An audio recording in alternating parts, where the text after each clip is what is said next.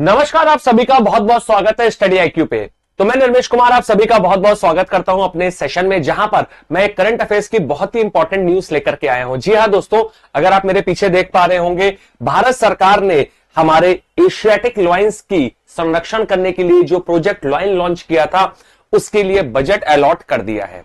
तो क्या है ये योजना, आइए इसके बारे में चर्चा करेंगे आज के इस सेशन में।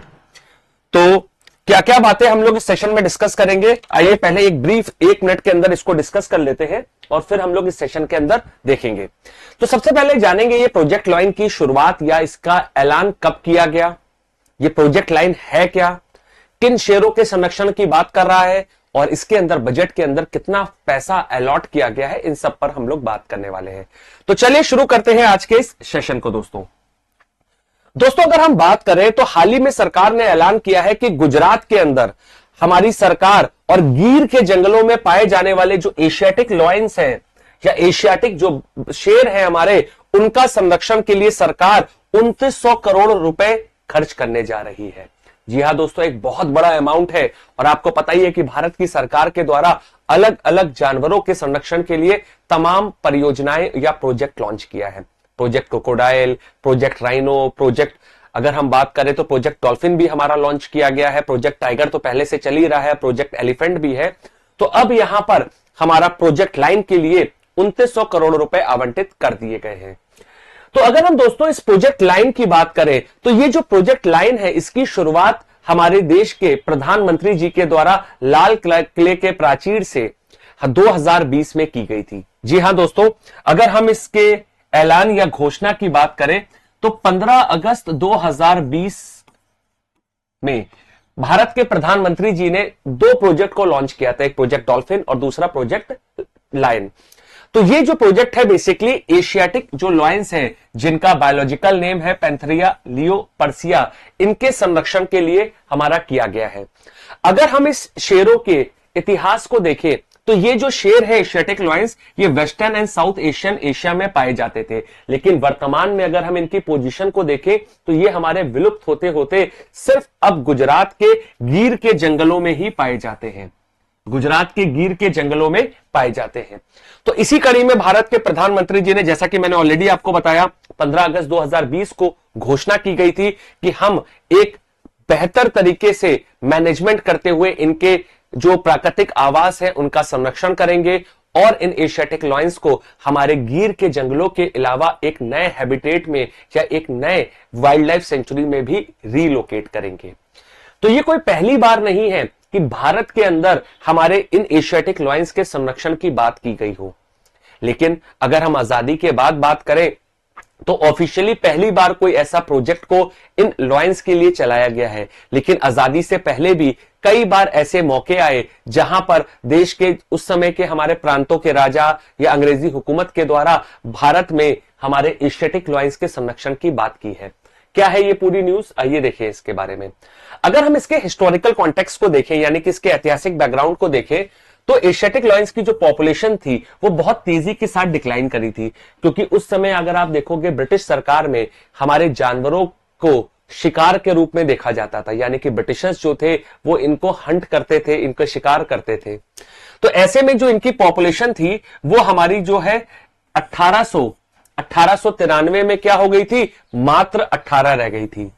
उसके बाद हंटिंग और हैबिटेट लॉस की वजह से इसके लिए कई प्रकार के संरक्षण के कार्य किए गए और धीरे धीरे बढ़ते बढ़ते ये 284 के करीब पहुंच गई 1994 में। और अगर हम यहां पर 2015 में देखें तो ये जो 284 है पॉपुलेशन, वो 20 सालों में लगभग डबल होकर के लगभग 523 के करीब हो गई।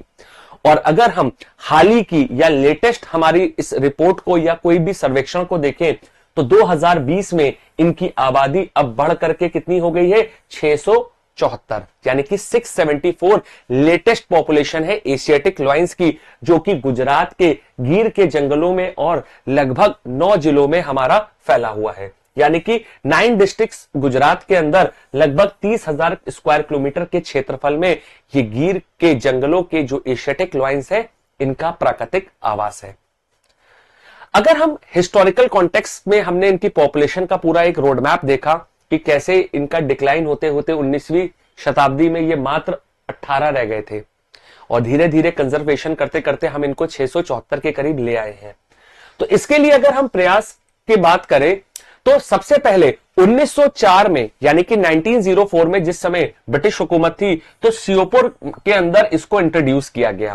तो महाराजा ऑफ ग्वालियर जिनको उस समय भारत के जो वाइसरॉय थे लॉर्ड कर्जन उनके द्वारा मोटिवेट किया गया था कि वो लोग अफ्रीकन लॉयंस के बच्चों को हमारे श्योपुर में लेकर के आए। लेकिन इन लॉयंस को जो रिस्टोर किया गया यहां पर हमारा क्या है, इनका एलिमिनेशन हो गया, यानी कि वहां पर ह्यूमन मैन कॉन्फ्लिक्ट की वजह से मैन ईटिंग करने लगे थे, यानी कि ये लोग मनुष्यों का शिकार करने लगे थे अपने भोजन के लिए और जिसके चलते लोगों ने इनको मार दिया। तो ये लोग क्या थे, ये जो एशियाटिक लॉयंस का या फिर हमारे जो अफ्रीकी शेर जो समय लाए गए वो श्योपुर में जो रिलोकेट किए गए वो हमारे क्या हुए, विलुप्त हो गए।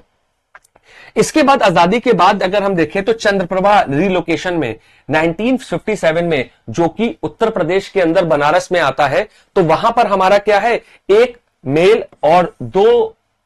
फीमेल लॉयन को लाया गया, यानी कि एक मेल लॉयन और 2 लॉयनेस को यहां पर लाया गया, जिनको रिलोकेट किया गया था गीर से चंद्रप्रभा सेंचुरी उत्तर प्रदेश जो कि बनारस के पास है। शुरुआत में यहां पर अगर हम देखें तो शुरुआत में काफी ज्यादा प्रयास किए गए, लेकिन कई रहस्यमय तरीके से हमारा क्या है, ये विलुप्त हो गए और 1565 तक हमारे ये बिल्कुल डिसअपियर्ड हो गए। यानी कि यहां पर भी जो ये प्रयास किया गया इन एशियाटिक लॉयंस को रिलोकेट करने का उत्तर प्रदेश में, यहां पर भी विफल रहा। यानी कि अगर आप देखो आजादी से पहले श्योपुर में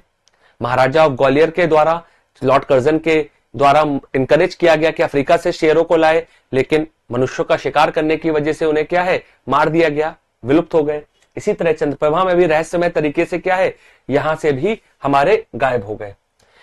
इसके बाद अगर हम रिसेंटली देखें, मतलब 20, 25, 30 सालों का इतिहास देखें तो 1990 में wild life institute of India ने प्रपोज किया कि हम एक सेकंड एशियाटिक लॉयंस के पॉपुलेशन को बसाने के लिए एक नया घर देखेंगे। यानी कि अभी तक जो भारत में गीर का जंगल इकलौता इनका प्राकृतिक आवास था, अब हमें एक दूसरा प्राकृतिक आवास या second home to Asiatic lions को खोजना होगा। उसके लिए मध्य प्रदेश के कूनो नेशनल पार्क को यहां पे चुना गया, जहां पे आपने देखा कि हमने प्रोजेक्ट चीता के तहत क्या करा, चीता को रीइंट्रोड्यूस किया था कूनो नेशनल पार्क में। तो यहां पर हमारा क्या है, एक पोटेंशियल साइट के रूप में इसको देखा गया और यहां पर हमारे एफर्ट्स किए गए कि हम यहां पर लॉयन को रीइंट्रोड्यूस करें। लेकिन उस समय की जो गुजरात की सरकार थी उन्होंने इस प्रोजेक्ट का विरोध किया और उन्होंने इसको संभव होने नहीं दिया। लेकिन अगर हम बात करें तो अब यानी कि वर्तमान में 2025 में हमारी सरकार यानी कि केंद्र की सरकार और राज्यों के सरकारों के बीच में आपस में समन्वय बैठ चुका है और अब भारत में 6 नए जगहों को प्रोजेक्ट लाइन के अंतर्गत लॉयन को पुनर्वास करने के लिए, यहां पर री इंट्रोड्यूस करने के लिए या रीलोकेट करने के लिए चुना गया है, जिसमें मध्य प्रदेश का माधव नेशनल पार्क पहला नेशनल पार्क है, दूसरा सीता माता वाइल्ड लाइफ सेंचुरी राजस्थान का, तीसरा Mukundra hills tiger reserve Rajasthan का, चौथा Gandhi Sagar wild life sanctuary Madhya Pradesh की, पांचवा Kumbhalgarh wild life sanctuary Rajasthan और छठा जो है Jessore Balaram Ambaji wild life sanctuary और उसके आसपास के इलाके गुजरात के। तो मध्य प्रदेश, राजस्थान और गुजरात ये तीनों जिले या तीनों राज्य क्या है, आपस में जुड़े भी हुए हैं और इनकी ज्योग्राफिकल और क्लाइमेटिक कंडीशन एक दूसरे से क्या है, लगभग सेम है। तो इसीलिए इनके आसपास के इलाकों को चुना गया है कि यहां पर हम लोग रीलोकेट या री इंट्रोड्यूस करेंगे लायंस को। इसके अलावा अगर हम दोस्तों बात करें तो यहां पर हमारे देश में सरकार के द्वारा इस प्रोजेक्ट को बेसिकली इसलिए लाया गया है क्योंकि हमारे देश के अंदर अगर आप देखो जितनी तेजी के साथ डेवलपमेंट या अर्बनाइजेशन हो रहा है तो उससे हमारे जंगल जो है सिकुड़ रहे हैं और जानवरों के जो प्राकृतिक आवास है वो अब कम हो रहे हैं। तो उससे क्या है, हमारा मैन और एनिमल कॉन्फ्लिक्ट बढ़ रहा है। क्यों? क्योंकि आपने कई बार ऐसे इंसिडेंट देखे होंगे जहां पर जानवर मानव बस्तियों में आ जाते हैं, मानवों का शिकार कर लेते हैं। तो उससे क्या है, जो मनुष्य क्या करते हैं, उनको मार देते हैं। तो उससे क्या हो रहा है कि जो हमारे जो जीव जंतु हैं या ये जो प्राणी हैं, चाहे हम शेर की बात करें या किसी भी प्राणी की बात करें तो उससे उनकी आबादी क्या हो रही है, कम हो रही है। तो इसीलिए सरकार के द्वारा एक सिस्टमैटिक मैनेजमेंट प्रोग्राम चलाया गया है इस प्रोजेक्ट लाइन के अंतर्गत, जहां पर इन 6 पोटेंशियल साइट्स पर हम लाइन को रीइंट्रोड्यूस करेंगे और उसका सभी प्रकार का संरक्षण के हम प्रयास करेंगे, जिससे कि हमारा ह्यूमन एनिमल कॉन्फ्लिक्ट कम हो, उसको वहां पर पर्याप्त मात्रा में भोजन मिल सके। यानी कि अगर आप शेर की बात करो तो वहां पे पर्याप्त मात्रा में हिरन या अन्य प्रकार के जानवर हो जो कि उसके लिए क्या होते हैं, उसके भोजन के लिए अनुकूल होते हैं। क्योंकि अगर आप इकोलॉजिकल पिरामिड में देखो तो लायन जो है वो सबसे टॉप मोस्ट प्रेडेटर है, या टॉप मोस्ट हमारा क्या है, हमारा इकोलॉजिकल लेवल पे बैठा होता है, क्योंकि उसके नीचे के जितने भी लेवल्स पे है सबका शिकार वो करके वो भोजन बनाता है। और हमारे इकोलॉजिकल बैलेंस के लिए भी क्या है, खास तौर पे जंगलों के लिए भी लायन क्या है, एक बहुत ही इंपॉर्टेंट एनिमल है। तो इसीलिए भारत की सरकार ने 15 अगस्त 2020 को इस प्रोजेक्ट लायन को इंट्रोड्यूस किया और अब सरकार ने यहां पर 2900 करोड़ रुपए आवंटित किए हैं, जहां पर हम लोग क्या करेंगे, प्रोजेक्ट लाइन के अंतर्गत क्या करेंगे, हम लायन को री इंट्रोड्यूस करेंगे और इनका कंजर्वेशन भी करेंगे। तो याद रखिएगा 2900 करोड़ रुपए सरकार ने प्रोजेक्ट लाइन के लिए आवंटित किए हैं। एग्जाम में ये सवाल आ सकता है। अब एक सवाल और जो इस न्यूज से आपका परीक्षा में बनेगा, देखिए ये जो प्रोजेक्ट लायन है ये भारत की सरकार के द्वारा चलाया गया है कि भारत में एशियाटिक लायन का संरक्षण करने के लिए, लेकिन पूरे विश्व में भी हमारे लायन के संरक्षण करने के लिए यूनाइटेड नेशंस ने हमारा एक दिवस भी लायन के लिए घोषित किया है।